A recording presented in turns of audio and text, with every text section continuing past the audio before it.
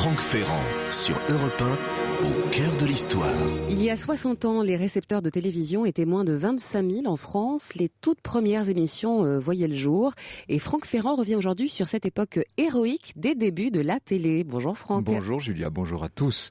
Nous faisons de l'histoire immédiate aujourd'hui et de l'histoire collective, de la mémoire en quelque sorte. Nous avons tous à l'esprit un certain nombre d'émissions plus ou moins récentes, plus ou moins mythiques et qui ont marqué, qui ont accompagné les moments de la vie de chacun.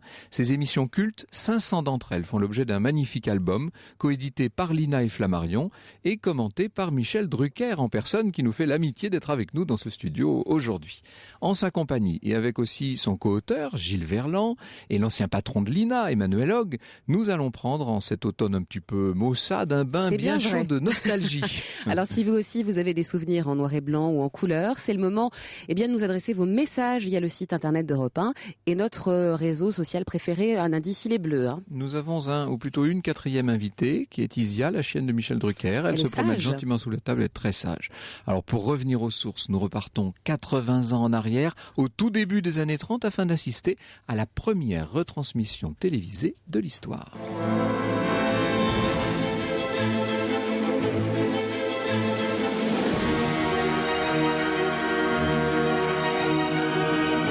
De 13h à 14h sur Europe 1, au cœur de l'histoire. Franck Ferrand.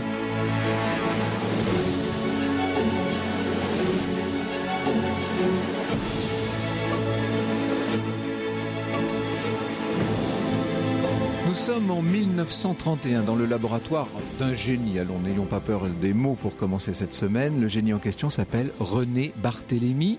C'est le fils d'un petit tailleur de Nangis qui a été poussé dans ses études par des maîtres intelligents qui ont su voir en lui la petite étincelle. Vous savez, à 22 ans, il est radiotélégraphiste à la Tour Eiffel et il entre ensuite à la compagnie des Compteurs de Montrouge. C'est là qu'il met au point sa trouvaille.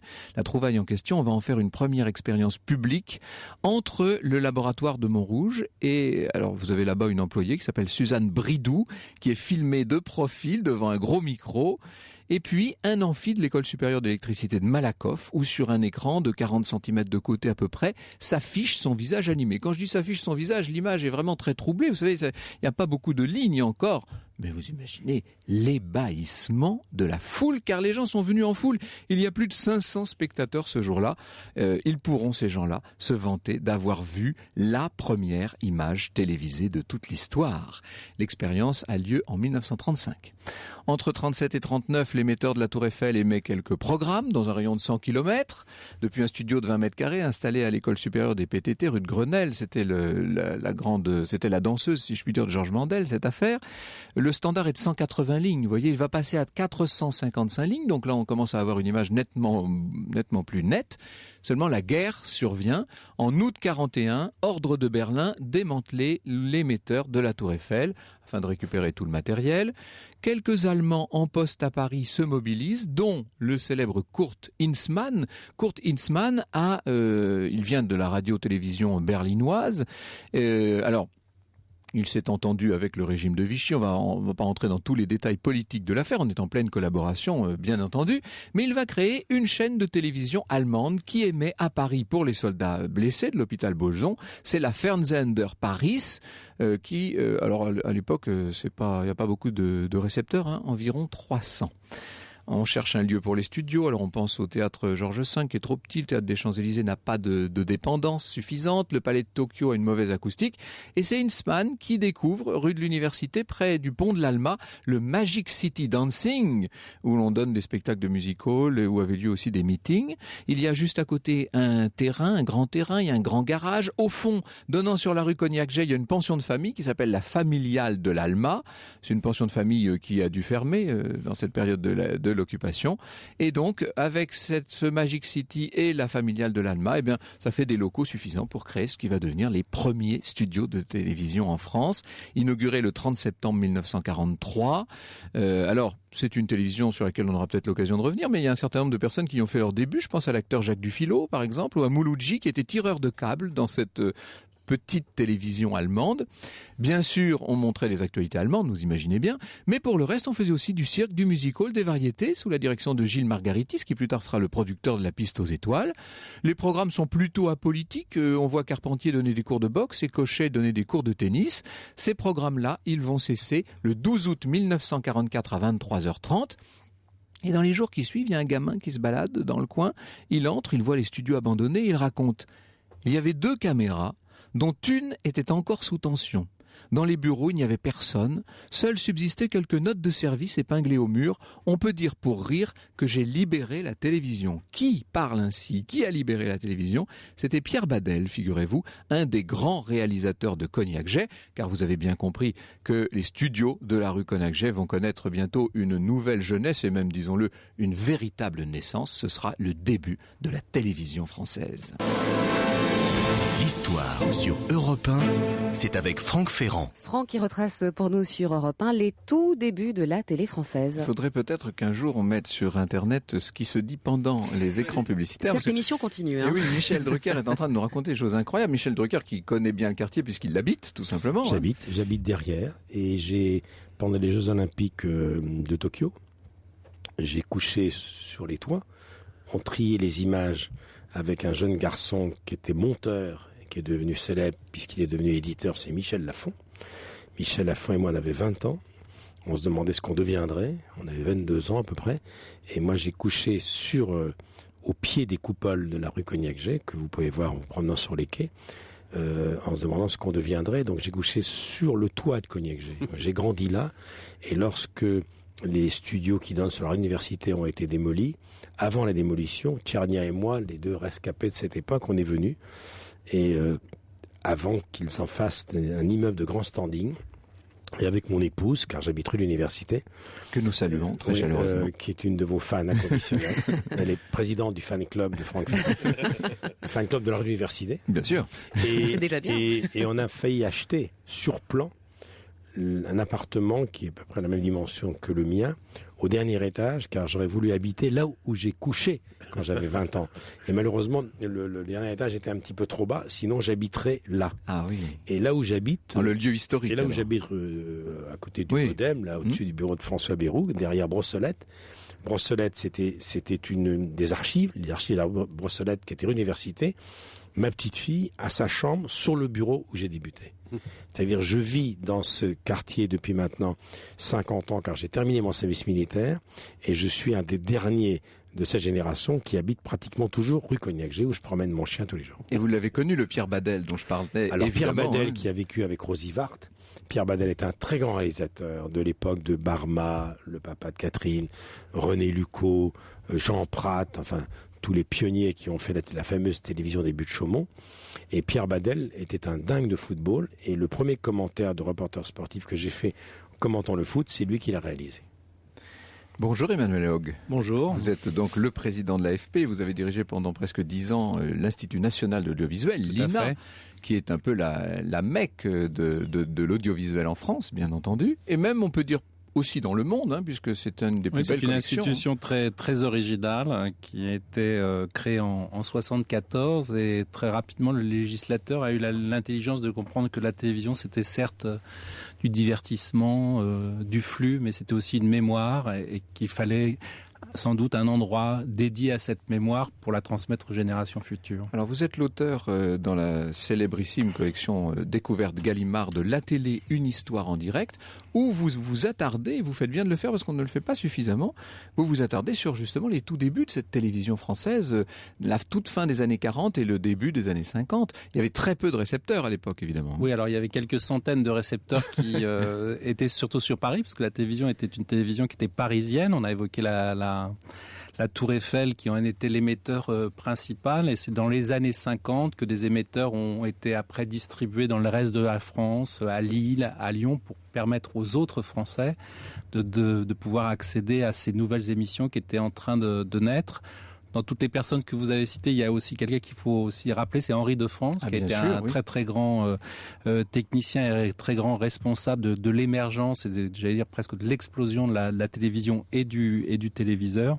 Lui, il avait mis au point un standard extrêmement précis à 819 lignes. Oui, qui était une merveille pour l'époque. Une télévision cinématographique quasiment. Oui, accéder à la qualité de l'image. Et l'histoire de la télévision, c'est aussi l'histoire de la technique, de la technologie et de la diffusion. Puis c'est vrai, vous l'évoquiez, au lendemain de la guerre, se met en place la télévision avec beaucoup des émissions, des formats qu'on va retrouver et qu'on retrouve encore. Alors bien évidemment, la première étape qu'il faut citer, c'est 1949, c'est l'arrivée du premier journal télévisé avec Pierre Sabag aux manettes, et qui organise ce premier voyage en ballon, et on le voit tomber du ballon, et cette scène absolument reconstituée extraordinaire. C'est un journal qui dure à peine 5 minutes, donc c'est un journal très très court, mais déjà il mobilise l'attention. C'était déjà pour suivre le Tour de France, si je me souviens bien. Alors le Tour de France est arrivé en direct à la télévision en 46, juste avant, en 46 ou 47, mais on voit que le direct, vous l'évoquez, est aussi une nécessité absolue, parce que la télévision sans le direct n'est pas la télévision.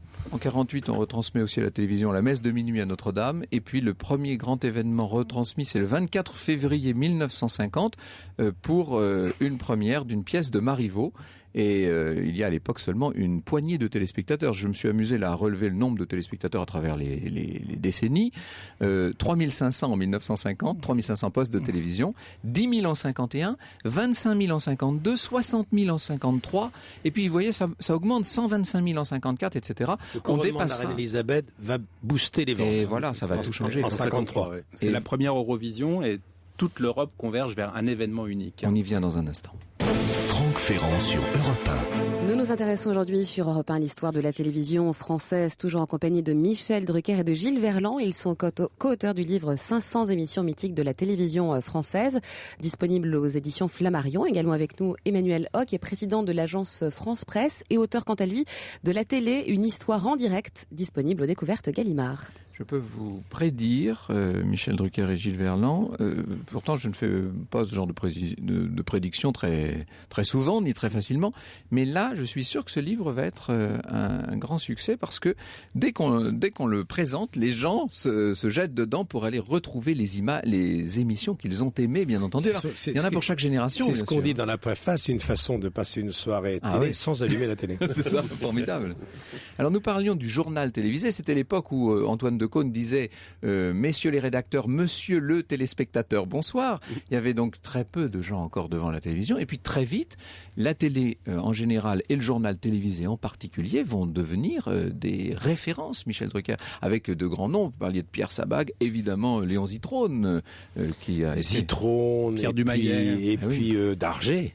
Qui sera vidé au moment de la fin de la guerre d'Algérie. Georges de Caunes, évidemment. Et puis il y en a plus beaucoup qui ont été des recordman de distance. Et là, on s'aperçoit que Pernod aujourd'hui, que Claire Chazal et que Poivre ont battu des records. Presque 20 ans. Qu'on écoute la voix de Léon Zitrone présentant le journal, justement. Nous en venons maintenant aux questions internationales. Les États-Unis se passionnent pour l'affaire Watergate. Watergate, c'est en fait le nom du bâtiment où, jusqu'à présent, se trouvait le quartier général du Parti démocrate. Or, pendant la campagne présidentielle de l'année dernière, où le candidat démocrate McGovern se préparait à affronter le candidat républicain qui était M. Richard Nixon, l'immeuble Watergate fut cambriolé. Et l'on dit que c'est ainsi que le Parti républicain aurait appris la stratégie électorale de ses adversaires, les membres du Parti démocrate. C'est peut-être le plus grand scandale politique américain depuis la fin de la guerre. La voix, j'allais dire inimitable, mais si au contraire très imitable de Léon Zitrone, qui va faire sa célébrité. Vous l'avez bien connu aussi, lui, Léon Zitrone, Michel Drucker. J'ai tout fait avec Léon Zitrone. Je l'ai conduit sur Interville, je lui ai écrit ses fiches pour le 14 juillet.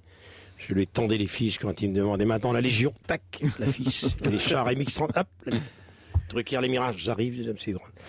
Et j'ai eu ma boîte de fortifiant et mon rond de serviette place Clichy où il habitait. J'ai conduit son Austin Morris qui ne dépassait jamais la seconde et qui fumait beaucoup parce qu'il ne repoussait jamais le starter.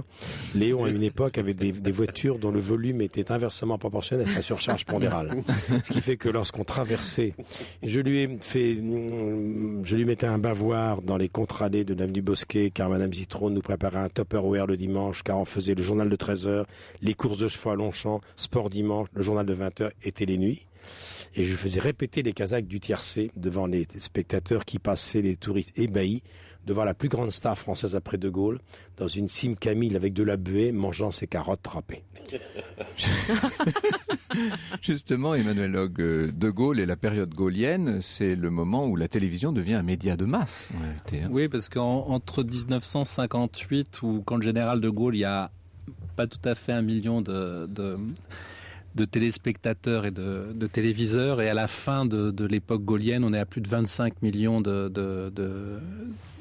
Français qui peuvent accéder désormais à la télévision. Et ce qu'il faut dire, c'est que le nombre de téléviseurs est très loin de couvrir le nombre de téléspectateurs, parce qu'à l'époque, on va chez les voisins pour regarder la télévision, on la regarde devant les vitrines des... Et dans les cafés. Dans les cafés, il y a même des téléclubs, comme les ciné-clubs. Ouais. Donc on se réunit pour le regarder. C'est une explosion extraordinaire du nombre de téléspectateurs, et De Gaulle, naturellement, pressant immédiatement l'importance de la télévision pour asseoir son autorité, reconstruire la France, mettre en place la Ve République, faire face à la crise algérienne, et donc c'est un moment absolument politique de l'histoire de la télévision. Et alors, qui, à l'époque, regarde la télévision ? Est-ce que c'est un média pour les élites, pour le peuple ? Il faut quand même certains moyens pour avoir un récepteur chez soi. Oui, mais on l'évoquait, la télévision se démocratise très rapidement. Il faut le rappeler aussi, c'est que la couverture du territoire est quasiment achevée, ce qui fait que désormais, le plus petit village de France peut recevoir la télévision. Donc c'est devenu une télévision de masse et populaire.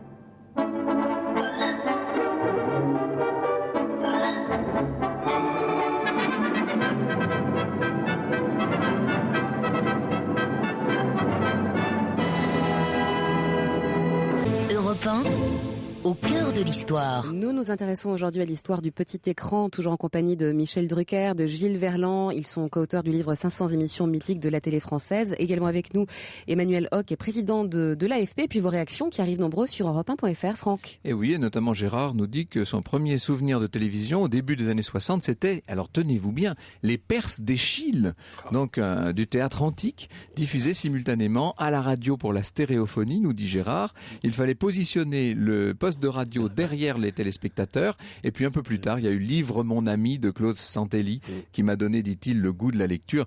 Quelle extraordinaire machine de vocation a pu être la télévision. Une télévision qui était encore présentée, encadrée. On était à la grande époque des speakerines, Gilles Verland. Oui, avec Jacqueline Joubert, qui est la première speakerine célèbre, engagée dès 1949. Jacqueline Joubert, la maman d'Antoine de Caunes, qui fut l'épouse de Georges de Caunes, donc. Il y avait Jacqueline Joubert, il y avait ces femmes qui étaient pomponnées, permanentées, très élégantes, qui recevaient des sacs postaux de déclarations d'amour, de demandes en mariage. Il y avait Catherine Langeais, il y avait Jacqueline Cora, etc., qui toutes par la suite des philatélies. Oui, qui toutes par la suite ont fait des émissions. Jacqueline Joubert, la première, qui est devenue productrice. Catherine Langeais faisait une émission bien avant Masterchef, avec Raymond Oliver, qui cuisinait toutes les semaines. Et puis le téléphilatelie, c'était pas très violent, hein, c'est bon qu'on puisse dire. Non, il y avait peu de cascades. Comme j'étais collectionneur de timbres dans les années 60, je regardais avec passion. Alors, et le métier de speakerine a disparu plus ou moins dans les années 80. Et on se souvient évidemment des nuls jouant au speakerine à qui généralement il arrivait plein de mésaventures dans leurs sketchs. C'était parfois le cas, hein, du reste. Et il n'y avait pas de budget pour les speakerines, ce qui fait qu'elles finançaient elles-mêmes leur tenue. Elles n'avaient pas le droit de montrer leurs genoux. La première qui a montré ses genoux, Noël Noblecourt, c'était un scandale épouvantable. Et Jacqueline Huette a fait rêver 2 générations de Français. Y compris toi. Oui. À l'époque, il n'y avait pas de publicité. La publicité arrive quand, Emmanuel Hogue ? Elle arrive en 1968. Et cela montre combien d'ailleurs ce média est devenu absolument populaire et rentré dans tous les foyers, donc est un relais de croissance pour les annonceurs. 1968, c'est aussi bien sûr l'arrivée des Shadocks, qui introduit aussi une tonalité d'impertinence et un ton un peu irrévérencieux et un changement d'époque. Donc la voix de bien Claude sûr Pieplu. La fameuse Rêve dont Michel Drucker a été un des acteurs en 68, et donc c'est en tous les cas vous en parlez très bien dans votre livre, Emmanuel, la toile de fond politique. Parce que oui, c'est ça. quand on parle de la télévision, on en parle également avec Gilles Verland. Il y a en même temps une mise en perspective de Gilles sur la toile de fond politique de l'époque. D'ailleurs, moi, il m'arrive souvent, dans mes interviews, de dire la télévision de Général, la télévision de Pompidou, la télévision de Giscard. On lui doit l'éclatement de l'ORTF. En 74. La télévision qui libérait les ondes par Mitterrand, la privatisation, et la télévision de Sarko, la télévision de Chirac, et maintenant, quelque part, on va déjà parler de la télévision de Hollande. Encore que maintenant, la nouvelle technologie a fait tout imploser. Oui, a tout fait d'exploser. Les possibilités de régulation, de contrôle et d'organisation ne sont plus du tout de la même nature. Nous allons aborder bientôt des rivages plus récents, plus contemporains, mais ce qui est quand même amusant, c'est de dire que à l'époque, non seulement il n'y avait pas de publicité, quand je dis à l'époque, c'est donc avant 68 en gros, mais pour l'essentiel, il n'y avait pas encore de magnétoscope. C'est-à-dire que, alors il y avait certes la télécinéma, qui servait, le kinéscope, oui. Qui on filmait l'écran avec une pellicule. Mais ça, c'était réservé essentiellement aux magazines d'actualité, à tout ce qui était, disons, noble, pour le divertissement, pour les soirées, etc., pour les dramatiques, comme on disait, c'est-à-dire tout ce qui était fiction et théâtre, c'était fait en direct. La célèbre émission d'histoire, et je salue évidemment très chaleureusement Alain Decaux, La caméra explore le temps, jusqu'en 1962, La caméra explore le temps, les dramatiques de l'émission sont faites en direct par des comédiens. C'est incroyable. Quand on me demande souvent la différence entre cette époque et maintenant, tout était en direct. C'est ça la grande différence, le direct.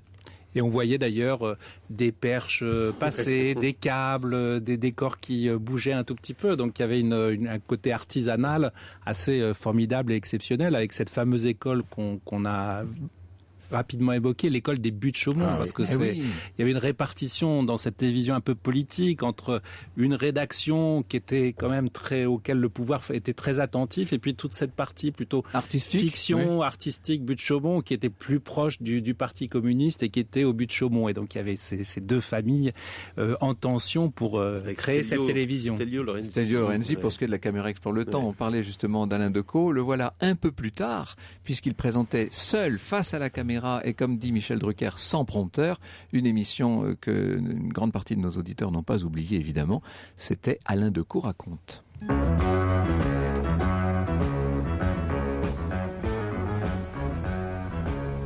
Le 31 juillet 1914, à 21h40, Jean Jaurès s'est attablé au Café du Croissant à l'angle de la rue Montmartre. Il fait très chaud. Alors, au Café du Croissant, on a laissé ouvertes toutes les fenêtres. Et Jaurès, sur sa banquette, est justement assis devant une de ces fenêtres, le dos à la fenêtre. Et entre la rue et lui, il n'y a qu'un rideau.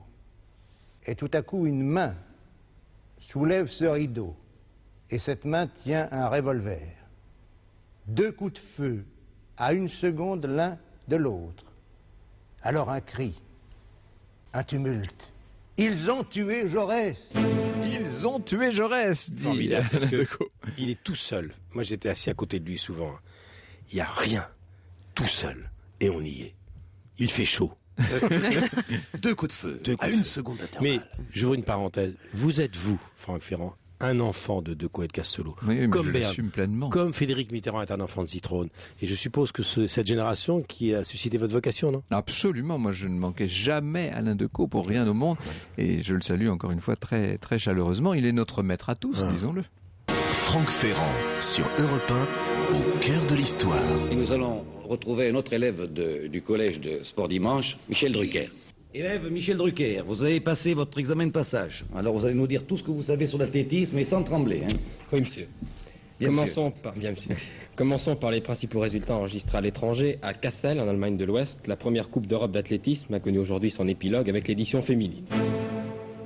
Ce sont des souvenirs, ça, Michel Drucker. C'est plus que des souvenirs. C'est que le standard de Cognac-Gin a implosé quand il a dit sans trembler. Parce que le week-end d'avant m'avait présenté.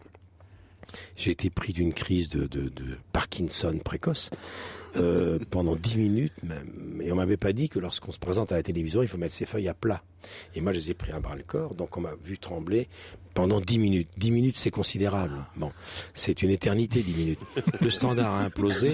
Et le lendemain, dans la rue, j'habitais donc Place Clichy avec Zéon Zitrone, pratiquement. Je prenais le 80 qui allait de la place Clichy à l'avenue Bosquet, il y avait les plateformes, et je suis monté dans l'autobus.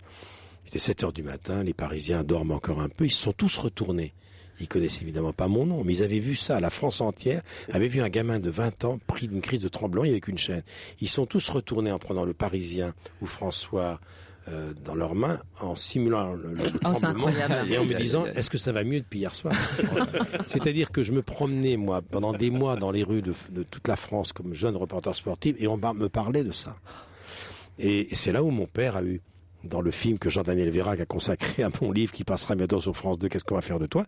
C'est la dernière scène du film qui est authentique, c'est que mon père appelle le lendemain, Monsieur Marcillac, il dit, je suis le père du gamin que vous avez mis hier à l'antenne, il n'a pas de diplôme, il a une syntaxe approximative, la grammaire n'en parlons pas, c'est un anxieux, il ronge ses ongles, il a déjà fait un début d'ulcère à l'estomac, vous ne pouvez pas laisser c'est une recommandation, ce gamin devant les caméras. Je suis le seul homme de télévision dont les parents ont demandé au patron de le retirer de l'antenne après la première apparition. Et Marcillac m'a répété ça jusqu'à sa mort. Il m'a dit, je n'oublierai jamais, Michel, le coup de téléphone de votre papa le lendemain. Et Marcillac te dit, écoutez docteur, il va falloir vous habituer parce qu'on va le mettre à l'antenne beaucoup. Nul n'est prophète en son pays, mais enfin Marcillac avait bien compris, lui, il voyait. C'est un souvenir émouvant, j'étais entre Zitrone et Couder. Imaginez un gamin qui commence aujourd'hui, il n'y a qu'une seule chaîne, il est entre Pernod, Delahousse et Chazal. Vous imaginez comme baptême. Comme baptême. La deuxième chaîne, ça vient un peu plus tard, Gilles Vernon. Oui, c'est la date exacte, c'est 1964. Et la couleur arrive aussi. Et la couleur en 67. Oui. C'est encore expérimental, 67. Oui. Ce qui est rigolo d'ailleurs, c'est que ceux qui présentent et qui lancent la télévision couleur portent des costumes sombres, à l'exception de l'un d'eux qui porte un costume bleu un peu pimpant et une cravate rouge. Et ce soir-là, je pense que la première émission couleur à laquelle ont droit quelques Français, parce que le nombre de téléviseurs couleur à l'époque est quand même extrêmement restreint, c'était un show Marcel Amont. Toute une époque. Moi, j'ai des souvenirs de ça parce que j'ai grandi en Belgique, mais je regardais la télévision française grâce à l'émetteur de Lille. Oui. Donc, j'étais déjà un accro de la télévision. Et ton papa était réalisateur. D'autant que mon père était réalisateur à la télévision belge. Oui. Alors, tout en vous écoutant, je feuillette cet album incroyable où vous avez répertorié 500 émissions qui ont marqué. Non, le titre est mensonger, il y en a un peu plus de 500. Il y en a même plus, oui. Mais enfin, il fallait arrondir. Il fallait arrondir, oui. Et on revit effectivement toutes les époques. Là, je suis dans les années 70. C'est toute une génération. Vous avez choisi ces émissions sur quels critères? Michel et moi, nous avons choisi les émissions sans aucun parti pris, avec le moins de subjectivité possible, et en oubliant le fait que pour certaines émissions, nous n'appartenons pas du tout au cœur de cible.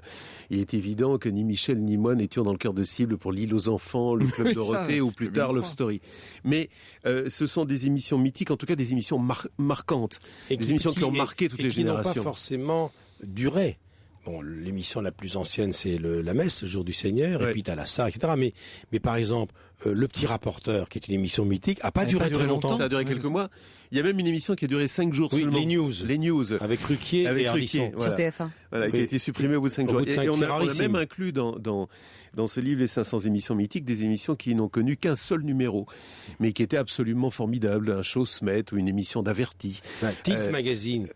Alors, Tilt, qui m'a fait connaître du plus grand public avec Claude François. Il y en a eu qu'un. Il y en a eu qu'un, Tilt Magazine. Non, il y en a eu plusieurs. C'est avec le cœur, il y en a eu qu'un. Voilà. Avec le cœur, il y en a eu. Pardon, avec le cœur. Avec le cœur, en revanche, avec Claude François, on n'en a fait qu'une. Certaines ont duré. Je pense à Apostrophe, je pense au Grand Échiquier. Elle s'y trouve aussi dans le bouquin. Le dossier de l'écran, j'étais à la page des dossiers de l'écran. Tout ça, c'est quand même une télévision. Alors, dont on a la nostalgie, à juste titre, Michel Drucker. Est-ce qu'elle était si extraordinaire? Alors, il ne faut pas dire que c'était mieux avant. C'est ça. Mais ils ont inventé Jacques-Antoine qui vient de nous quitter. On lui doit tous les plus grands jeux. La chasse au trésor, Fort Boyard, et les jeux de Pierre Bellemare. Et Armand Jameau. Oui. Armand Jameau, Bellemare, toute cette équipe et surtout Jacques-Antoine, ils ont inventé. Donc c'est vrai, on voulait rendre hommage. Mais il y a des choses formidables. Par exemple, quand il y aura un deuxième tome, s'il y a un deuxième tome, on sera peut-être plus là pour le voir, parce qu'on a écarté les séries américaines et les séries françaises, sinon le livre aurait fait 1000 pages. Mais par exemple, dans les émissions que je considère comme déjà mythiques, il y a l'émission de Lopez. Ah oui, en terre inconnue. Rendez-vous en terre inconnue. Rendez-vous en terre inconnue, qui est une émission qui va rester. Quand on voit à quel point, oui, elle marque actuellement les Français, c'est certain qu'elle restera. Il faut rendre hommage aux grands patrons de chaîne. Je pense à Marcel Julien, bien entendu, qui a joué un rôle très important au milieu des années 70. Plus tard à Pierre Desgros, à Hervé Bourges. Enfin, tous ces gens-là ont joué un rôle important dans l'évolution. C'était les saltimbanques, Carolis compris. Enfin, Monsieur Hogg sait ça mieux que moi, mais il y a eu deux catégories. Il y a eu les grands hauts fonctionnaires nommés par l'État qui restent l'actionnaire et qui étaient des politiques, et puis il y a eu les saltimbanques.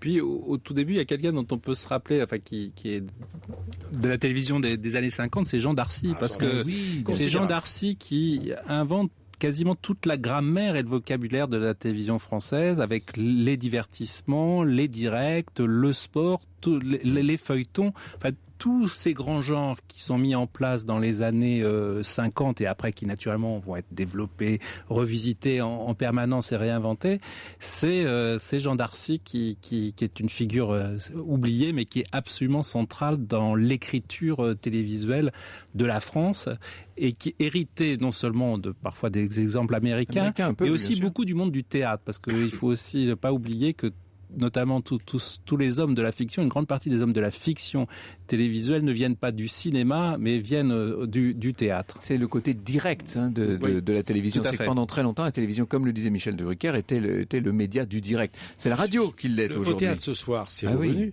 France 2 a remis au goût du jour les grands avec Nicolas Boineau, Édouard VII entre autres, Arditi, Lynn Renaud, etc., Muriel Robin. Ça, c'est le clin d'œil au théâtre ce soir. Michel, dans cette carrière où vous avez eu tellement d'émissions, moi je me rappelle les rendez-vous du dimanche, bien entendu, mais s'il y avait une émission que vous deviez garder de toute la télévision? Non, de vos émissions à vous. La prochaine. Alors moi, si vous voulez, moi je garderais évidemment l'émission Champs-Élysées. On était au tout début des années 1980.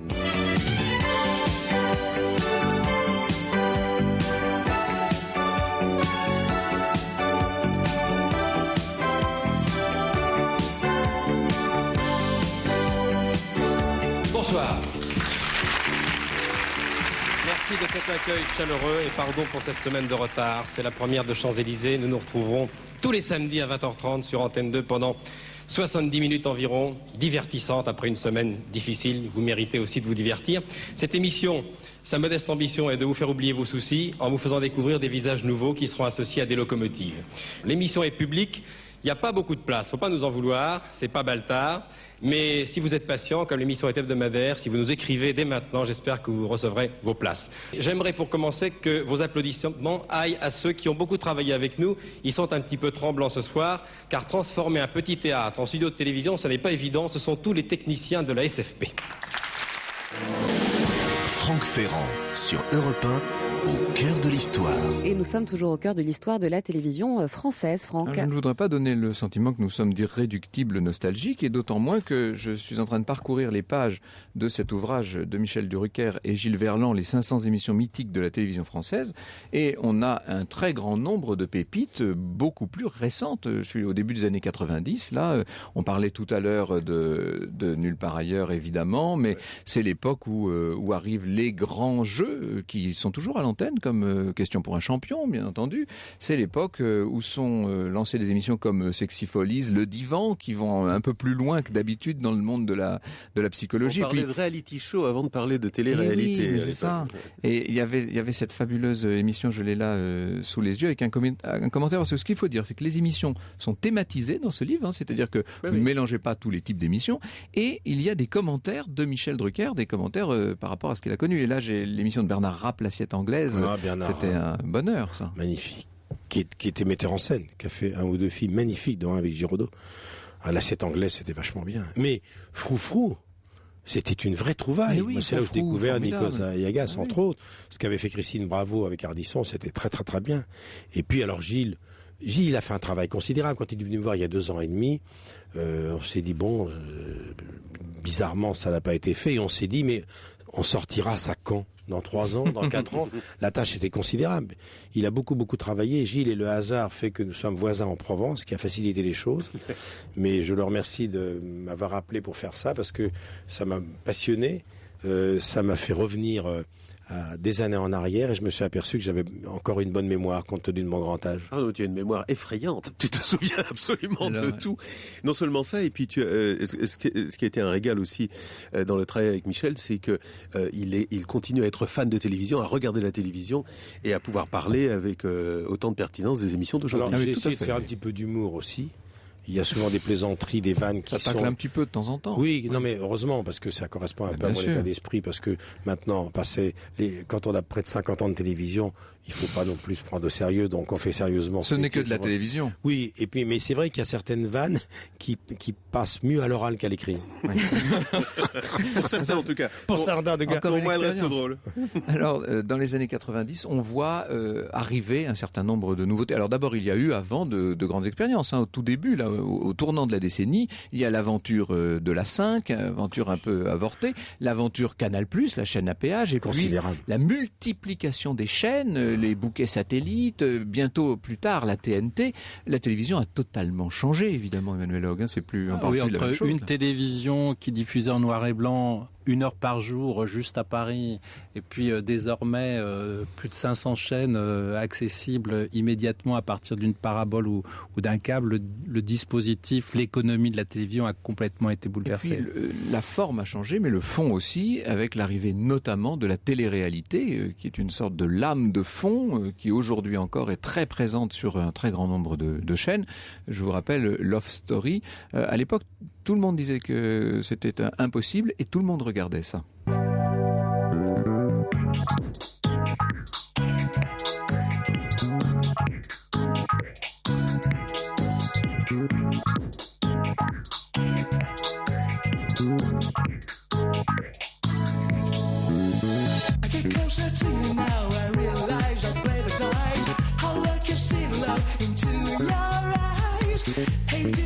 Le générique célèbre de Love Story diffusé sur M6, Franck. Ça fait partie de la télévision, Michel Drucker, la télé-réalité. Ouais, je crois que c'est une certaine télé-réalité, je pense qu'elle a vécu. Je parle pas des émissions de radio crochet qui ont révélé des grands talents, qui ont été des accélérateurs de talent. C'est vrai que Nolwenn Leroy, que Jennifer, que Sophia Issaidi, que Julien Doré, que Christian Willem ont été... et ils ont eu raison d'y participer. Non, je parle à la télévision de laboratoire qui filme un petit peu d'enfermement. Ça, je pense que c'est fini. Alors, il y a une autre évolution, et je suis bien placé pour en parler, c'est la déportation progressive des émissions culturelles tard le soir, voire très tard, dans ce qu'on appelle la deuxième, voire la troisième partie de soirée. Alors que Pivot était à 21h30 et voilà. Pendant des années. Oui, c'est étrange, mais François de Closet avait déjà écrit un bouquin il y a quoi, c'est dans les années 80, qui s'appelait le système EPM, le système et puis merde, qui qualifiait ces émissions, il faut bien faire de la culture et puis merde en deuxième partie de soirée. Dès l'instant où on a demandé à la télévision de s'adresser aux téléspectateurs en termes de consommateurs, puisque la publicité c'était le nerf de la guerre. Et la mesure d'audience. Ça a changé l'audience. Et puis il y a eu cette fameuse phrase, la ménagère de moins de 50 ans, qui a failli fusiller toute une génération. Maintenant c'est ma mère de moins de 60 ans. Puis maintenant être senior, ce n'est plus tabou. Ce qui m'arrange bien. Le cadeau. C'est même pas tabou du tout, disons-le. Le cadeau idéal de cette fin d'année, Michel Drucker et Gilles Verland, les 500 émissions mythiques de la télévision française, c'est coédité par Flammarion et Lina, et je remercie particulièrement Lina, que vous avez dirigé, Emmanuel Hogue, de nous avoir prêté tous les extraits que vous avez entendus aujourd'hui. Votre ouvrage à vous, La télévision, une histoire en direct, c'est dans la collection Découverte Gallimard. Merci beaucoup de nous avoir fait rêver pendant cette heure. Merci beaucoup. Merci à vous. Merci beaucoup.